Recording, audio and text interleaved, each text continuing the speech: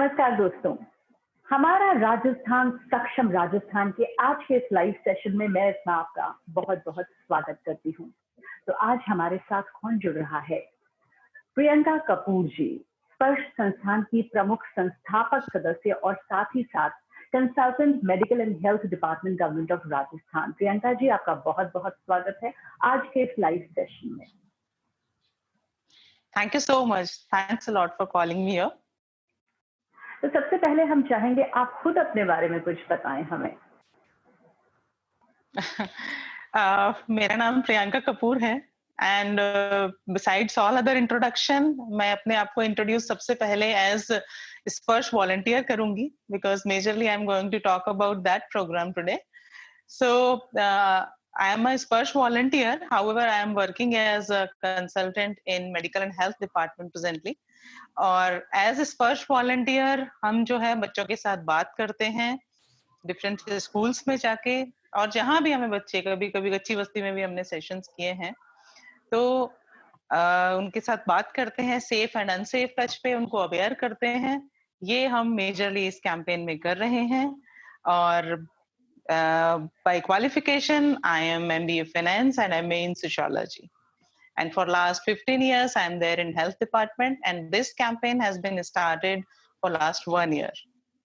जी जी, आपका स्पर्श अभियान एक बहुत ही खास अभियान है, एक बहुत ही महत्वपूर्ण चीज है क्योंकि ये गुड टच बैड टच से जुड़ी हुई है, जो कि एक बहुत जरूरी पहलू है, एक बहुत जरूरी मुद्दा है जो कि बच्चों को पता होना चाहिए. सबसे पहले आपसे जानना चाहेंगे कि इसकी शुरुआत कब और कैसे हुई. देखिए, स्पर्श अभियान के बारे में अगर मैं आपको बताऊं तो स्पर्श अभियान एक छोटे से प्रोग्राम के साथ शुरू हुआ. आज से करीब, मैं एग्जैक्टली अगर बोलूं तो करीब 10 महीने पहले जयपुर में ही हमने एक स्कूल में 60 बच्चों के साथ ये प्रोग्राम शुरू किया.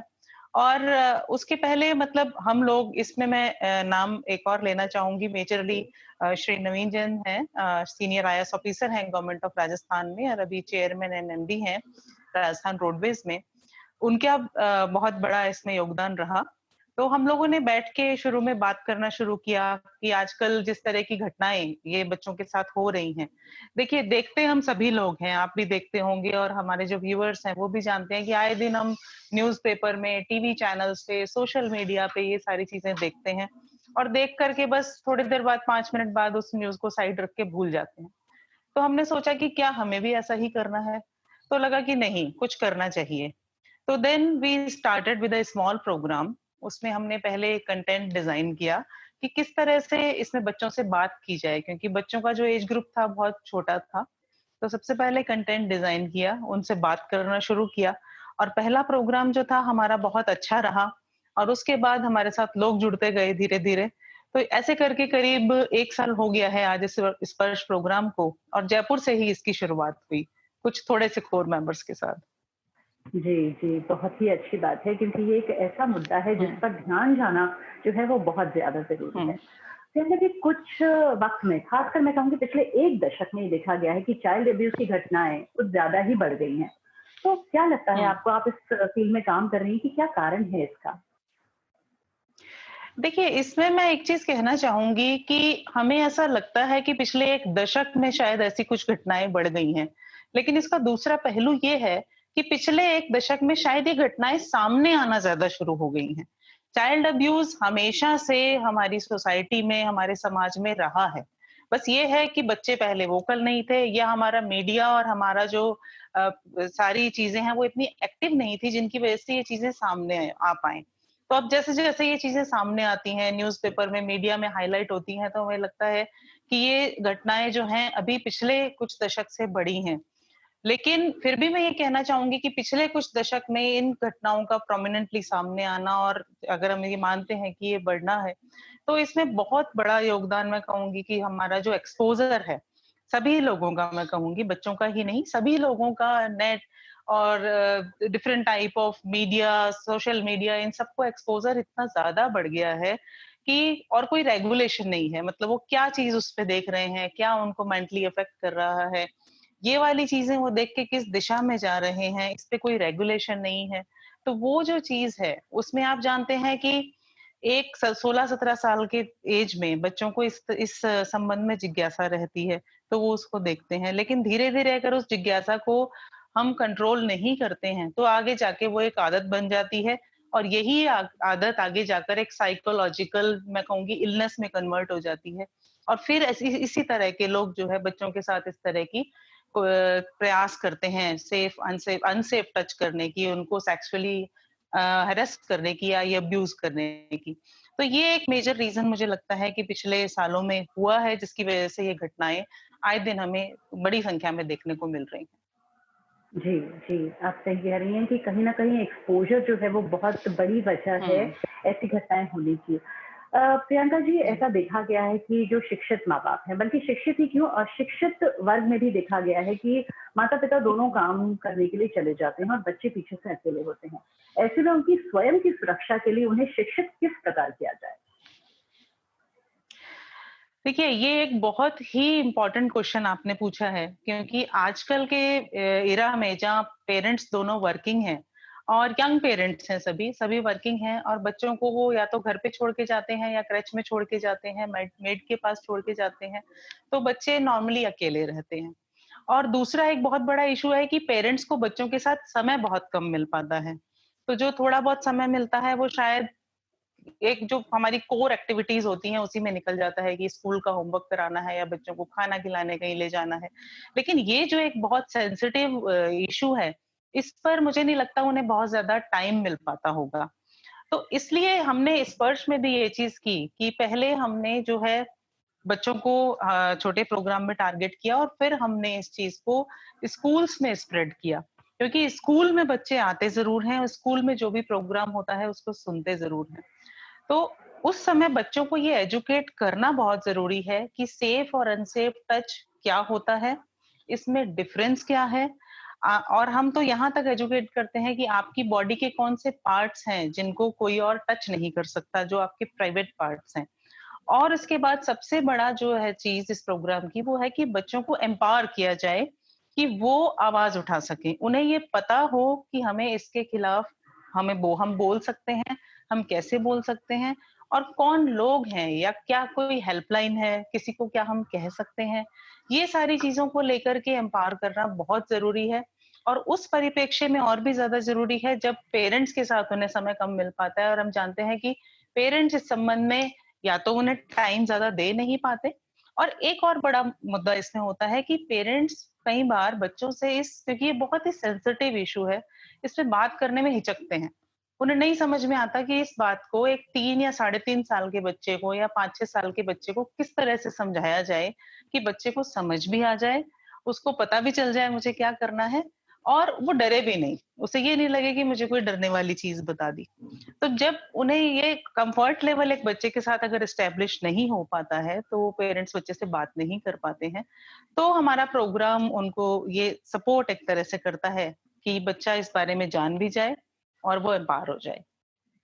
प्रियंका जी, हमारे व्यूअर्स में से भी अभी ये सवाल एक मैंने देखा कि एक सवाल हमारे पास में आ रहा है, हुँ, हमारे एक व्यूअर ने यही प्रश्न किया है कि इतना सेंसिटिव हुँ, इश्यू है कि कहीं न कहीं हेजिटेशन होता है, बात करना चाहते हैं, पेरेंट्स भी बात करना चाहते हैं, बच्चे के साथ यदि ऐसी कोई भी छोटी-मोटी घटना होती है, तो वो बात करने में डरते या घबराते हैं।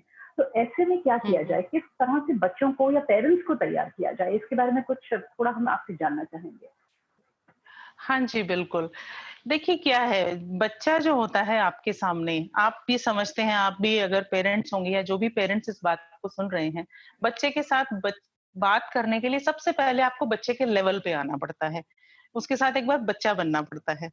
आप देखेंगे जब हम सेशंस करते हैं, तो हमारे सेशंस में 2.5 से 3 साल के भी बच्चे होते हैं और वहीं उसी सेशन में 16-17 साल तक के भी बच्चे होते हैं, जो भी 10th, 11th या 12th में पढ़ते हैं। तो सबसे पहले मैं कहना चाहूँगी कि इसमें एक बार आपको बच्चे के लेवल पर आना पड़ता है और उसे ये शुरुआत करनी पड़ती है कि टच क्या है और टच को वो किस तरह से समझे।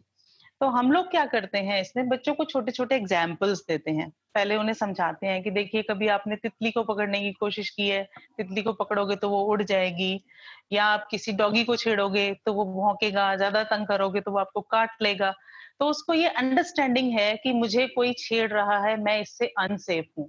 और वही अंडरस्टैंडिंग आप में भी है, एक छोटे बच्चे में भी ये अंडरस्टैंडिंग है कि मुझे कोई अनसेफ टच कर रहा है तो उसे अच्छा नहीं लगता है। एक और इम्पोर्टेंट बात जो हम बच्चों को समझाते हैं सेशन में, जो पेरेंट्स भी समझा सकते हैं, जो बच्चों को बहुत एंटरटेनिंग लगती है, कि आपके माइंड में एक घंटी बजेगी। अब घंटी सुन के उन्हें लगता है कि ये कुछ इंटरेस्टिंग चीज है, कि जब आपके साथ कोई बैड टच होगा तो बैड टच की घंटी बजेगी।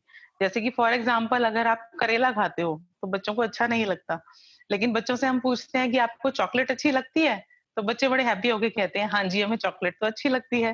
तो हम उन्हें समझाते हैं कि चॉकलेट और करेले में क्या फर्क है, क्यों आपको करेला नहीं अच्छा लगता और क्यों आपको चॉकलेट अच्छी लगती है। क्योंकि आपकी टंग को जब वो टच करते हैं तो आपके माइंड में एक घंटी बजती है, और वो घंटी आपको बताती है कि ये अच्छा टच है, ये बुरा टच है, ये मुझे पसंद नहीं है। तो उसी तरह से आपकी बॉडी भी आपको सिग्नल देती है कि ये सेफ टच है या ये अनसेफ टच है, और आप उसे समझ जाते हो। एक छोटा-सा एग्जांपल हम और देते हैं, बहुत बहुत ही सिंपल चीज़ है। हम बच्चों को सिर्फ इतना सा कहते हैं कि जब आपको कोई टच करे, आपके पेरेंट्स, आपके दादा-दादी, और आपको अच्छी फीलिंग आए, आपको लव्ड फील हो, केयर्ड फील हो, लुक्ड आफ्टर फील हो, तो वो अच्छा टच है। और जब आपको इरिटेशन फील हो या गुस्सा फील आता हो या ऐसा लगता हो कि इससे हमें दूर चले जाना चाहिए, तो वो सेफ टच नहीं है। तो एक बार ये समझाना ज़रूरी है, बस समझ आने के बाद फिर हमारे छोटे-छोटे हम कहेंगे 3 मूल मंत्र हैं। No, go and tell. First is whenever this type of thing is happening, मतलब कभी अगर किसी बच्चे के साथ गलती से ऐसा हो, तो उसे ज़ोर से शाउट करके नो बोलना है। और आप हैरान होंगे हमारे सेशन में बच्चे बहुत ज़ोर से लास्ट में ये बोलना सीख जाते हैं। Second small step is go from that place, run away from that place. Second is go, and third is tell. Go and tell somebody you trust. जिस पे भी वो बच्चा विश्वास करता है, पेरेंट्स हो सकते हैं, दोस्त हो सकता है, टीचर हो सकता है स्कूल में, उसको जाकर के ये बात बताएं। तो ऐसे छोटे से शुरू करते करते और फिर हम उन्हें ये मैसेज देते हैं कि ये 3 बातें आपको याद रखनी है, और साथ ही में उन्हें ये भी बताना जरूरी होता है कि आपकी बॉडी के कौन से पार्ट्स हैं जिनको कोई टच नहीं कर सकता। तो यहाँ पे आपको थोड़ा-सा क्लियरली बच्चे को बताना होता है कि आपके लिप्स हैं, आपका चेस्ट है, आपकी between the legs front side है, बैक साइड है। ये सब पार्ट्स ऐसे हैं जो आपके प्राइवेट पार्ट्स हैं, and nobody is allowed to touch there. तो ये की मैसेजेस जो हैं, ये पेरेंट्स आराम से बच्चों को भी छोटी-सी बात से, हल्की-सी खेल से शुरू करते-करते और बाद में दे सकते हैं। जी, और ये बहुत ज़्यादा ज़रूरी होता है कि इस हुँ, ब्रिज को इस गैप को जो है ब्रिज करना बहुत ज़्यादा ज़रूरी होता है कि कैसे हम बच्चों के साथ वो कम्फर्ट लेवल एस्टेब्लिश कर सकें। कुछ हमारे व्यूअर्स प्रियंका जी बिल्कुल। ये भी पूछते हैं हुँ, कि ज़्यादातर ऐसे केसेस में देखा गया है कि फैमिली मेंबर्स, कोई व्यक्ति जो बहुत ही इमीडिएट जान-पहचान में है, कोई रिलेटिव भी हो सकता है, कोई दोस्त भी हो सकता है, मतलब परिवार के ही लोगों के साथ भी ऐसा वाक़या आता है, बच्चे इस तरह की प्रॉब्लम्स को हुँ, फेस हुँ। करते हैं। तो मेरे ख़्याल से केस यस, कोई भी हो, लेकिन गुड टच और बैड टच समझाना जो है, वो शायद सबसे ज़्यादा ज़रूरी होता है। यस। ये अभी तक मतलब आपने बहुत सही बात बोली है। अभी तक लोगों में ये मिथ था एक, कि बैड टच शायद बाहर वाले लोग ज़्यादा करते हैं। लेकिन आंकड़े बताते हैं, मतलब 50% से ज़्यादा केसेज़ में जो इस तरह की घटनाएँ, इस तरह की हरकत करने वाले लोग होते हैं, वो पेरेंट्स के क्लोज़ फैमिली फ्रेंड्स में से या रिश्तेदारों में से होते हैं। तो उसके खिलाफ बच्चे को एम्पावर करना है, लेकिन इसमें मैं कहना चाहूँगी कि एक बार पेरेंट्स को सबसे ज़्यादा समझने की ज़रूरत है।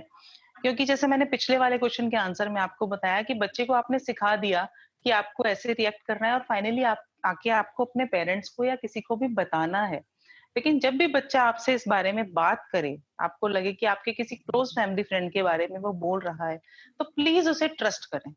क्योंकि वो जो बोल रहा है, वो वही बोल रहा है जो आप ही ने किसी दिन उसे सिखाया था। तो उसे ट्रस्ट करें, उसमें ये कॉन्फिडेंस डेवलप करें कि ये बोलने से उसको डाँट नहीं पड़ेगी, या उसको ये नहीं कहा जाएगा कि नहीं-नहीं ऐसा कैसे हो सकता है, ये तो तुम्हारे अंकल हैं, ये तो तुम्हारी आंटी है, ये तो तुम्हारे फैमिली फ्रेंड है, ऐसा नहीं हो सकता, तुम्हें गलत लगा होगा। एक तो इस बात का ध्यान रखें, और दूसरा ये है कि घर पे आने वाले जो हमारे इस तरह रिश्तेदार हैं, थोड़ा-सा विजिलेंट रहें कि अननेसेसरीली बच्चे को कोई गोदी में तो नहीं बिठा रहा, बिना बात उसे कोई टच करने की कोशिश तो नहीं कर रहा। जहाँ कहीं ऐसा लगे कि कुछ ऐसा हो रहा है जो कि अनएक्सेप्टेबल सा है, वहाँ पे बच्चे को थोड़ा-सा सँभाल के रखें, और सबसे इम्पोर्टेंट चीज मैं वापस से वही करूंगी कि एक डायलॉग एस्टेब्लिश करें, एक कॉन्फिडेंस बच्चे में एस्टेब्लिश करें। क्योंकि क्या होता है इसमें कि बच्चों को समझ तो आ जाता है। देखिए, डेटा कहता है कि 80% बच्चों को पहचान लेते हैं वो गलत काम करने वाले को और समझ भी लेते हैं। लेकिन उनको ना वर्ड्स में एक्सप्रेस करना नहीं आता कि हम इसको एक्सप्रेस कैसे करें।